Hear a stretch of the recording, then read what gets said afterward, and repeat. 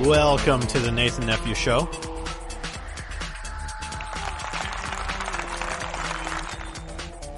I am Nathan Nephew, coming to you in front of a live studio audience today.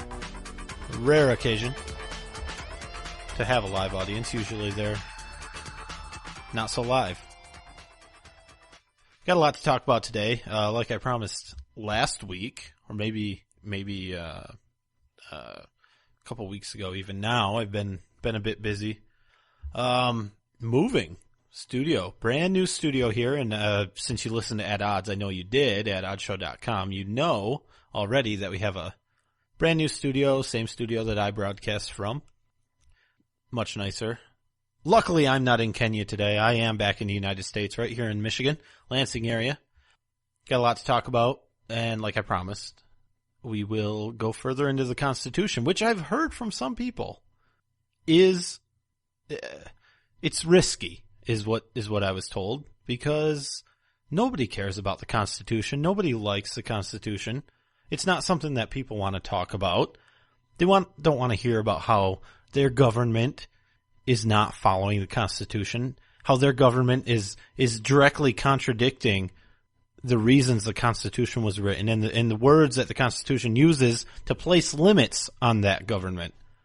But I know definitely the people that listen to Red State Talk Radio, of course, where you listen to this show most of the time if you're not on nathannephew.com, you do care about the Constitution, because otherwise you'd be a Democrat and you'd be listening to Blue State Talk Radio, which, by the way, I wouldn't suggest it because those shows are all really boring.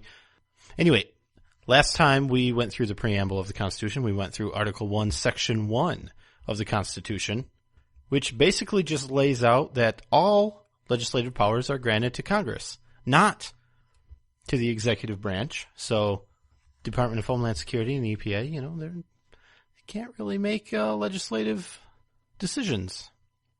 They do, and we follow them, but legally, constitutionally, they can't. Section 2 of the United States Constitution sets out who can be elected to the House of Representatives and when they should be chosen. Basically, it says we have an election to elect new House members, new representatives every second year, every 2 years. And that's how we get midterm elections, which we have one coming up next year, 2014. They're on even number years. And Article 1, Section 2 sets out who can vote for the House of Representatives, the members of the House of Representatives. And that is those people who qualify to vote for the largest section of the state legislature. So essentially, the states get to set who can vote in their elections, who gets to choose the representatives of each state. So that is still a state, the states within their rights to determine who can vote for the House of Representatives. Now, who can serve as a representative has to be 25 years of age and been a citizen of the United States for 7 years. And, this is the tricky part, when they are elected, they have to be an inhabitant of that state. So, you have to live in Michigan when you're elected, but the Constitution does not say that somebody who is running for the 31st district necessarily has to live in the 31st district. They just have to live in the state that they're elected to represent. So that's interesting. It's mostly tradition and things that cause people to elect residents of the district, which I think makes sense. If you're being represented by somebody, you want them to live close to you, know the local issues, know the people, know what's going on around them, and be able to accurately represent you. So that makes a lot of sense. But the Constitution does not state that a representative necessarily lives within the district that they're representing, only the state. Now, here is the first time, the first section of the Constitution that has been amended, that we've gotten to anyway. And basically this says, how do you split up the number of representatives? Originally, it was all of the free people, taxpayers, so excluding Indians that did not pay taxes, including indentured servants, and 3/5 of all other people. So slaves, because a lot of states had high populations that were propped up because of slave ownership, and it wasn't really fair to count all of those people, and that was the thought anyway. That was the compromise when the Constitution was written. Slaves would be counted as 3/5 of a person to kind of mitigate some of the disparity between non-slave states and slave states. Slave states will obviously have an inflated population. That was changed, of course, with the 14th Amendment, basically saying that all people that have been born here, naturalized, or citizens, they all count. They're all free, and they all count as a full person. Now, originally, representatives were counted within 3 years after the first meeting of Congress, and then within every 10 years. Now, we have a census. This is where the census comes in. The Constitution does not say that the census must be taken every 10 years. In fact, the census could be taken every other year. It says it has to be taken within every 10 years. And that's when you get redistricting. That's when you get representatives being shuffled around and states getting more or less and districts getting more or less. We do it pretty much every 10 years now, but you do not have to do it every 10 years. That's just, Congress could make the decision to do it every year, every other year, every 3 years, every 5 years. Of course, we do it every 10. It makes sense, whatever. I don't know. That's just a decision that's been made, and I suppose it seems to work. I mean, every once in a while you get somebody coming, knocking on your door and annoying you and wanting to ask you questions about your family. And, I guess that's part of your duty as a citizen. I don't know. We have to follow the Constitution. The government doesn't. So it's one of those weird situations where, we're becoming so used to it in this country that we just do what's done and we don't even question it, and it doesn't matter. And we answer the census, and we think that everything's mandatory, and what the government says is what goes. Anyway, way off track on that. Article 1, Section 2 also says that the number of representatives shouldn't be more than one for every 30,000 people in the state. And every state should have at least one. So if you have a state with less than 30,000, population of 30,000, you still get a representative. And here's another interesting point, and this has come up recently.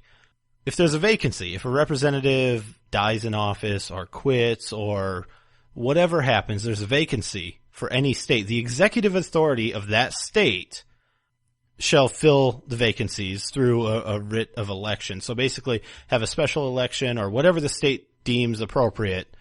The executive authority, so the governor in most situations, I'd say in about 50 out of 50 situations, or the state executive branch, whatever their executive authority is. Again, we're putting this on the state because that was the intent, was that states would have power. They would decide who represents them, who was qualified to represent them, and really who can vote. Power was supposed to be with the states and with the people. The one point in this where the power is not with the state is where the House of Representatives chooses their own speaker and other officers and has power of impeachment. So you remember when Clinton was impeached, Nixon maybe Obama should be impeached. I don't know, but the House of Representatives is where that would start. They have the sole power of impeachment. That happens very rarely, but within our lifetime, it has happened. And, I'm sure it'll happen again because we're getting the nature of politics, I think, is getting, it doesn't feel like it, but I think we're moving back to an environment like we used to have in this country where people were involved, where people paid attention to what their elected officials were doing, where people didn't just sit on their asses at home and just go with the flow. We still definitely have a good number of people that do that. But with Tea Parties, with 9/12 groups, with just all of these patriot organizations, people just waking up and realizing that well, maybe we need to pay attention. And I really think it's cyclical. I think you start and you have a revolution. And I have the Declaration of Independence right up here on the wall. You have a revolution. People are definitely paying attention.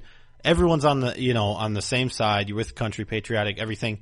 And then eventually that kind of fades away. And it takes, it took a while in this country, and a while being 100, 200 years. But people stop paying attention and the government gets more and more and more power. Now, hopefully, if that happens, the people wake up before it's too late. Something happened in our reality today where I don't know that everybody has heard the message early enough, but definitely people are waking up. So I could see a real possibility of seeing an impeachment again. Hopefully that doesn't happen. The other side to that is people are awake, so hopefully we'll make the right decision. Definitely in 2014 we have a big election, the midterm elections, representatives, senators that are going to be voted for, and we need to make the right choices. And then of course in 2016 the presidential election. This is all on top of local elections, which are so vitally important. I've said it 1,000 times. Your sheriff, that election, one of the most important elections. It doesn't seem like it is, doesn't seem like it is or should be a political office, but it is. And they can be your last line of defense against the federal government coming in, trying to take over in your state, in your county, in your city. Of course, you are always the last line of defense, but sheriffs, we've seen them standing up, we've seen them doing good things, and they're important elections. I'm going to take a quick break. I'll come back. I want to talk about Obama. He said some really brilliant things lately, like he always does. NathanNephew.com. Look me up on Facebook. And I will be right back.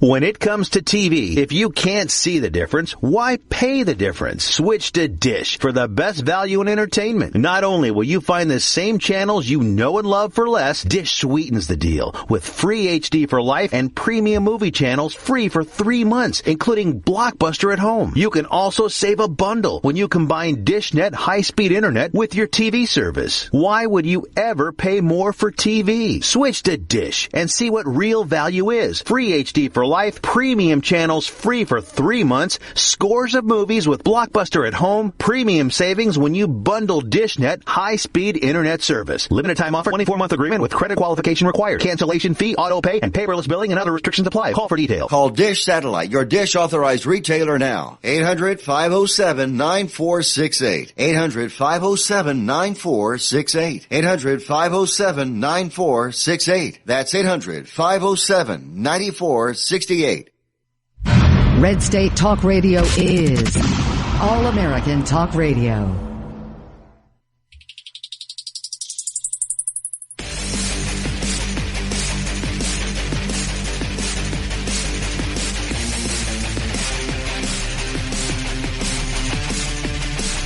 The Nathan Nephew Show.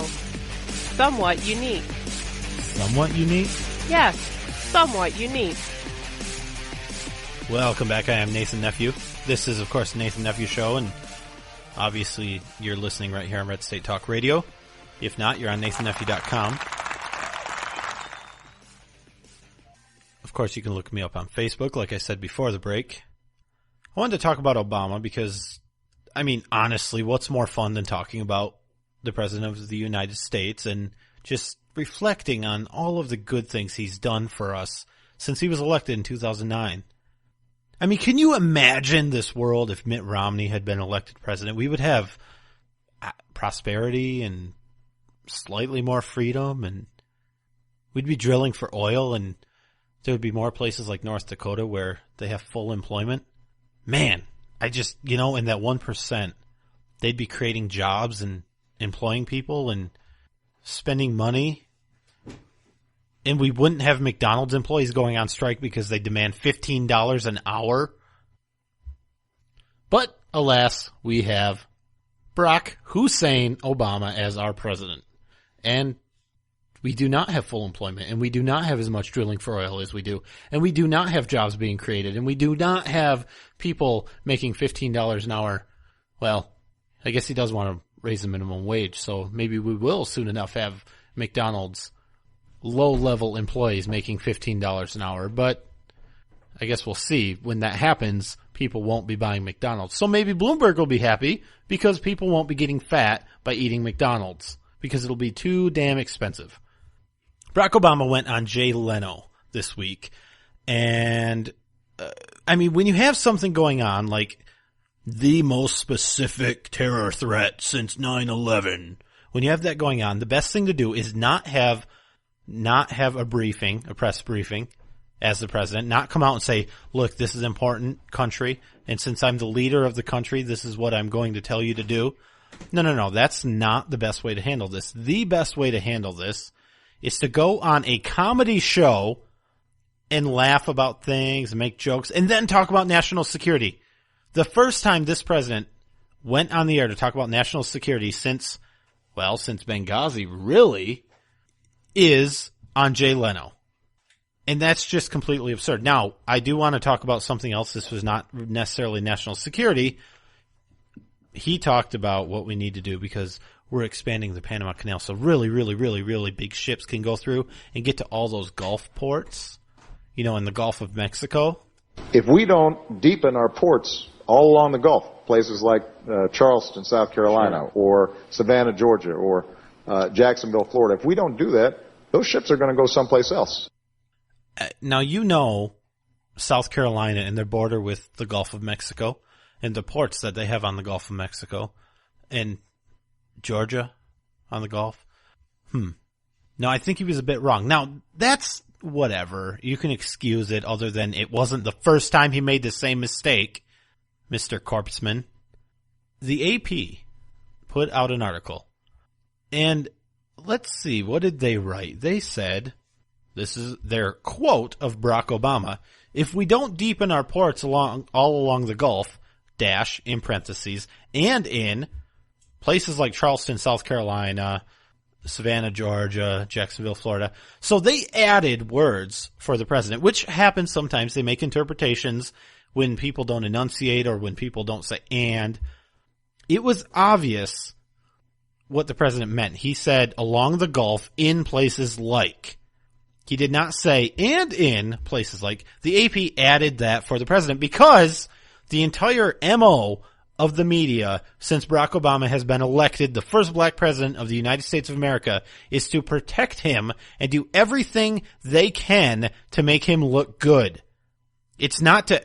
Jay Leno on his show actually asked some real questions. Now, they weren't the real questions I would have asked. Like, hey, Nobel Peace Prize winner, why are you murdering people in acts of war but you still keep the Nobel Peace Prize? I'm not saying I disagree with all the drone strikes, but you took the Nobel Peace Prize, which you won for things that you were planning on doing, not anything you have done. So, really, those are the kind of questions I would ask him. And, hey, how about Fast and Furious? Maybe Benghazi. Maybe that one's important. Which scandals are phony? But Jay Leno did ask some decent questions. But the real problem is that the real journalists, the real press agencies, not the late night comedy shows, have a legitimate fear that they won't have access to the president. I mean, do you remember during the campaign, he was selling access to himself. For a $100,000 donation, I'll give you a 30-minute interview. Well, that's not really how presidents act, is it? Obviously it is. This president acts exactly like that. But the AP did... They sort of issued a correction. They sort of apologized. They said, well, Charleston, Savannah, and Jacksonville are indeed not Gulf ports. And it wasn't known if the president was suggesting they were. Okay, so it wasn't known, which makes this last sentence even more relevant. The AP, and this is from the AP, the AP should not have added the phrase in an effort to clarify his statement. Nope. I would say that you shouldn't have added the phrase in order to clarify a statement. And in fact, what you did, which the media, including you, AP, have a history of doing, is completely changed what he said to make him not sound like a complete idiot. Now, I'm sorry, and it's hard to admit, and most people don't want to admit, that we have a moron running this country, but we do. Now, that doesn't say a lot for the people who put no thought into their vote. But the man running this country, first of all, I don't think he likes the country very much. And I think there's very good evidence pointing to the fact that he is an anti-colonialist and blames superpowers like the United States of America for other countries like Kenya or other places in this world for not being so prosperous, and not blaming, I don't know, dictators and socialism and communism. He blames the places that become wealthy, that employ people, that actually have prosperity, and until he came along, really good healthcare systems. He blames the United States. So I don't think that it is prudent. And in fact, if you look at ratings, look at the CNN's rating, look at all the liberal rag newspapers, they're not doing very well. It's because people are starting to get it and know, yeah, Piers Morgan isn't really, first of all, in line with what the American people think, and definitely not in line with how a journalist or any media type should be. And that's why his ratings are horrible. CNN's ratings are terrible. And did you hear the rumors that Sean Hannity's been fired from Fox News? Yeah, they canned him, turns out. Or maybe nobody has any idea what's going on and everybody's speculating, which is funny. But it did leak from very good sources that Megyn Kelly, she's coming back from maternity leave, and she is taking the 9 p.m. slot, which Hannity had, which is pretty cool. I like Megyn Kelly for a lot of reasons, one being her politics. And Sean Hannity, he's all right. I laugh when people call him a hard right extremist, because I can point to several situations where he's been a bit more progressive on things. He's far from liberal, but I don't know that he's the farthest right-wing extremist that I've ever seen. Someday, we're going to have to try to force the media to stop what they're doing. We're going to have to force the White House to stop limiting access based on what's reported. Now, the president, maybe not the president, maybe other people, Valerie Jarrett, calling up these media outlets saying, hey, don't report that because it makes us look bad. And if we look bad, we're not really going to work with you, and we're not going to give you that interview, Diane Sawyer. So what we need you to do is just kind of be nice and maybe just stay away from Fast and Furious and maybe Benghazi, and maybe stay away from, the phone tapping at the AP, and maybe stay away from the IRS, the IRS, kind of, targeting conservative groups. Maybe stay away from drone strikes on American citizens. Maybe don't mention the fact that I promised I'd close Guantanamo Bay, but I haven't closed Guantanamo Bay. Maybe avoid that. Maybe avoid the fact that I have a Nobel Peace Prize, but I still murder. Maybe stay away from the fact that Obamacare is such a great bill that we're postponing it, and that we're cutting places out, and that we're still going to give subsidies to the representatives and the people that passed the bill and their aides. They're still going to get subsidized. So the government insurance that they're going to get will still be subsidized by government dollars, which is really tax money. So it's all going to be paid for by tax money, because that's the best way to do it. Maybe stay away from the fact that the Volt wasn't the best thing, and that maybe Solyndra wasn't the right thing to subsidize. Maybe stay away from the fact that every campaign donor got some favor in return from me. All the big ones anyway, the bundlers, is Solyndra, and the like. Maybe stay away from that. And then I'll come on your show and I'll laugh it up with you. And that's when I'm done with Jay-Z and Beyonce and Jay Leno. Maybe I'll come on ABC or Telemundo or something, but I don't know. That's just the world we're living in, and something needs to be done about it, and I think it needs to be done quickly, and I don't know if we have the time necessarily to wait for 2016. I think what really needs to happen is there needs to be a ton of pressure on your representatives, U.S. House, U.S. Senate, ton of pressure on them tell them, get away from this amnesty crap. Get away from any anti-gun legislation. Anything that's anti-freedom, capitalism. Anything that's limiting individuals' power to choose their own destiny. Get away from it. We need to stop following these executive orders. It's not known very well, but these executive orders really have no power. In reality, they do because, I mean, what are you going to do when the government scoops you up and throws you in Guantanamo Bay? There's no chance it's going to be closed anytime soon, but I don't know that you have to obey an executive order. But we just do because it's just the world we're living in. Next week, Article 1, Section 3, the Senate will go through that. Let me know what you think. Talk at NathanNephew.com. Of course, you can listen to this show and past shows. If you missed the preamble in Section 1, you can find that show on NathanNephew.com as well. This show will be on Red State Talk Radio and up there. And don't forget to listen to my other show that I do with Brian. Brian's a cool guy. Also, it's his birthday tomorrow, so I want to tell him happy birthday. When he listens to this, he will hear that. And I hope he gets all the presents he wants and his wishes all come true. I know one present he will not be getting that he asked for, but that's another story. NathanNephew.com. See you next week.